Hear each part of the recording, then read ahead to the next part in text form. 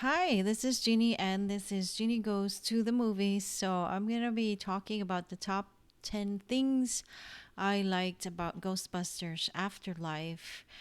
And this will have like a spoiler in the end. So, if you haven't seen the movie yet, don't watch this. And anyway, I have a new co host today. For some reason, Bacon decided to stay here. There's Bacon at the back. And then Sky is the co host for today. She just decided like she wants to co host for a bit. See? There's Sky. Oh. So Sky is Bacon's sister. She looks like the baby sister, but they're actually the same age. They came from the same litter, right? And they grew up together. She's just tiny, and I. She's not really tiny. Bacon's just bigger, right, Bacon? See, he's like saying, yeah. So he's over there. He's like just chilling. Um, so the top 10 things I like about Ghostbusters Afterlife. So top 10 or number 10.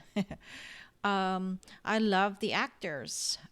So the acting was really great, and there was a lot of chemistry between the cast. And of course, my favorite character is, Mckenna Gray. She's the heart and soul.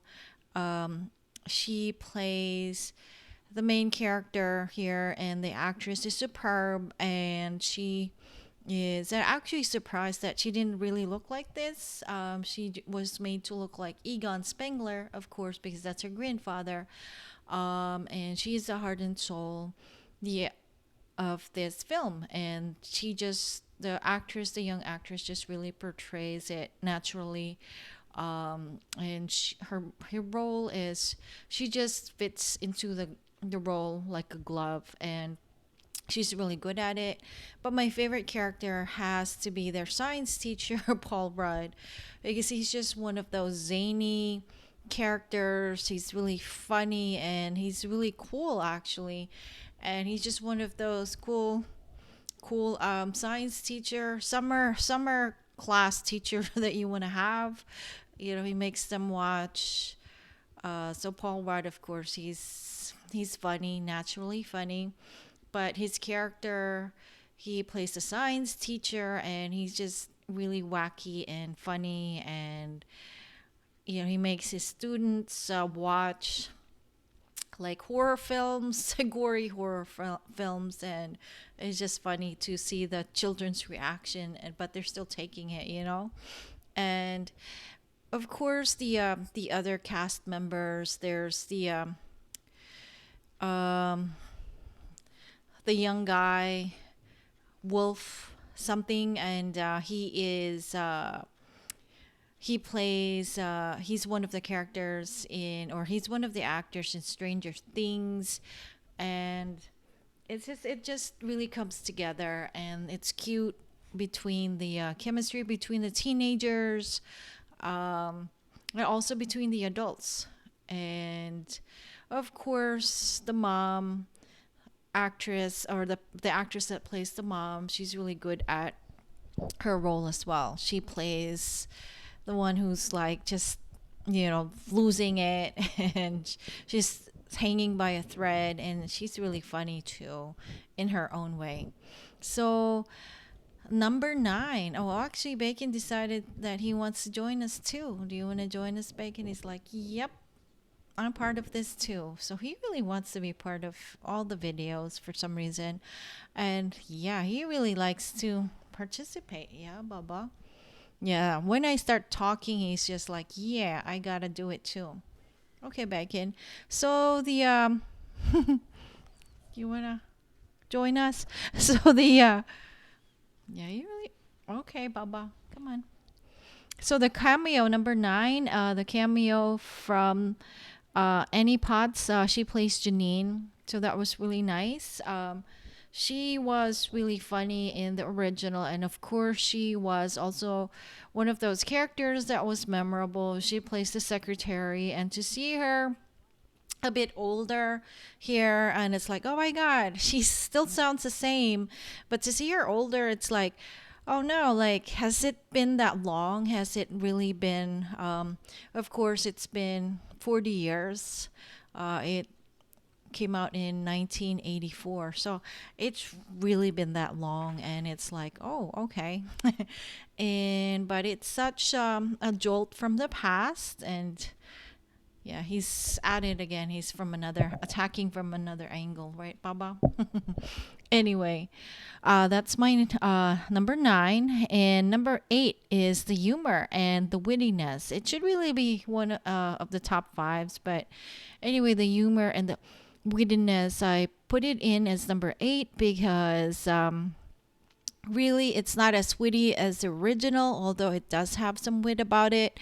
It's more subtle though, and it's just nothing like the it's just nothing like the original, like with Bill Murray and Sigourney Weaver. So their characters really had a lot of chemistry, and the banter between them was just amazing. And in fact, they did make a cameo again, or the two of them made a cameo. There's a scene, a mid-credit scene, where Sigourney Weaver's character, like, zaps Bill Murray's character with, with the cards and the psychic reading and stuff.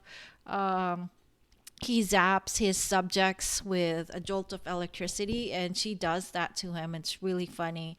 It's actually one of the highlights, but that's something that I miss from the original, which is just the wittiness, and there was just nothing like it. I was just really the back and forth, funny. And especially when Bill Murray, Peter Venkman went to Sigourney Weaver's character's apartment, and she turned into she was floating. That was really funny, and I wish they had that here as well. They just really just didn't take time. I think they had the time, but they didn't really do that. When the gatekeeper and the keymaster came together, they really could have extended the humor and stuff, and just made it more similar to the original as well, because we know this film is literally an homage to the original film, the 1984 blockbuster. And at my number seven is the wholesomeness, and it's just a family friendly film. And I have my notes here. It's just a family friendly film. It's really just one of those films that you can watch with the entire family. If you like Stranger Things, it's it's really for the entire family to watch. It's also a family affair because Jason Reitman is the son of Ivan Reitman, the original writer and director of the original film. So it's you can really feel the family values, and it's a story about family, family that's dysfunctional, and but then they get together, and everything's all right in the end. And number six, this one is actually one of my favorites too, Winston, the character of Ernie Hudson. And when he comes back, he's actually a successful businessman. Because if you remember from the original, he was one of those. He was actually the character that just accepted the job because he had no other options, and to see him become more successful, even more successful than original Ghostbusters, it's nice. It's a nice touch that he was at the very bottom, and then he was able to pick himself up and made himself rich. And in fact, I think at the very end, the post-credit scene, because there's a mid-credit and a post-credit, he actually wants to restart the program, the Ghostbusters program. And that's just an amazing, like, circle, um, full circle, because he he wants to restart the program, but he just wants to give back. So he's just coming back full circle, because the Ghostbusters program was already, like, in trouble, but then now he's like helping it out, and now he's actually to the point that he's restarting it as well. And that's really a nice touch, and I loved his character too, because he represented everybody. And it's like, this is ridiculous, and he was that character that represented the reality check. And then, but at the end of it, he was just like, okay, I'm game. He was one of my favorites too. Actually, each character in that franchise in the Ghostbusters, everybody's my favorite. Everybody, and I mean like, and that's rare to love every cast, every character, and every actor as well. My number five is the when the reappearance of Zool, the Destructor. And I was hoping that they hired the original actress, but of course, he has to look the same, I guess. And then also the gatekeeper and the keymaster. So the they went back, and it was fun in the original, but as I said, they could have extended the love scene and made it more funny, someone floating. And it was funny, but it was rushed, with Paul Rudd wearing a flower. It was funny, but they should have done more. It would have been, they actually had time to do that because there was already a build up, but they just didn't focus on that. But which is kind of, they should have focused on that, because the original focused on the keymaster and the gatekeeper coming together, and it actually was part of the humor as well. And as I've said, when Sigourney Weaver's character was floating, it was really funny. That was one of the fun ones, and they could have at least done a scene where there was something similar that happened, or maybe something different, but instead they just went at it right away. It feels kind of rushed at that moment. Anyway, number four. Four, of course, this movie is an homage to the original, and I love that it is the same. It has the same DNA as the original, because we all know the 2016 one movie. It was like they wanted to reboot the franchise, but it just like it just didn't have the same. It didn't have the same humor. It didn't have the same DNA. It just didn't seem the same Ghostbusters. They wanted to recreate it with women, which is, I'm all good for that. I'm all down for that. But the thing is, the way it was executed, it was just not the same as the original. And I love that this one is basically going back to the roots. Number three, nostalgia and emotions. So this movie evokes the right emotions. As I said, when I saw Janine, I'm like, oh my God, like that's the secretary, and she's here. And then, but then, you feel old, because I'm like, oh my God, like she's aged so much, and has it been that long? And you remember the time when things were, different, different in America, different around the world, where everything was just simple, and now everything's like complicated. And then, Ghostbusters Afterlife is just really, going back to the roots and the past, and evoking the right emotion as well, which is the emotion of love. It's the emotion of reunion and friendship and family. And it just really, I actually got emotional. I really did, when I saw the last in the scene where Harold Ramis comes back to life, digitally, of course, and the Ghostbusters were reunited again after 40 years. That really just, I felt emotional. I was like teary eyed. I'm like, oh my God, this is like a part of my childhood. And now this movie has brought them back together again, and in the same uniform and the same theme song. And it just brings you back to the past where, heroes were, normal people, and they're not superhuman, and then they're human beings, and they're just and that's something I miss about filmmaking, is that human, there's so many superheroes right now that they're just like disconnected from, ordinary human beings. But this one, the Ghostbusters, they're like, they can feel pain. They actually complained about it. It's like, oh, I never thought that is gonna be so much painful than the past, like than before, or or I remember that this was painful, or something like that. It was just, I don't know, they were just relatable. And we don't have many characters right now in film that are like that. I mean, it's all about, right now, it's all about the dollars and the money and the demographics. They just don't do things for the fans anymore. It's so calculated right now. And although I'm a fan of the Marvel films, it just seems like calculated too.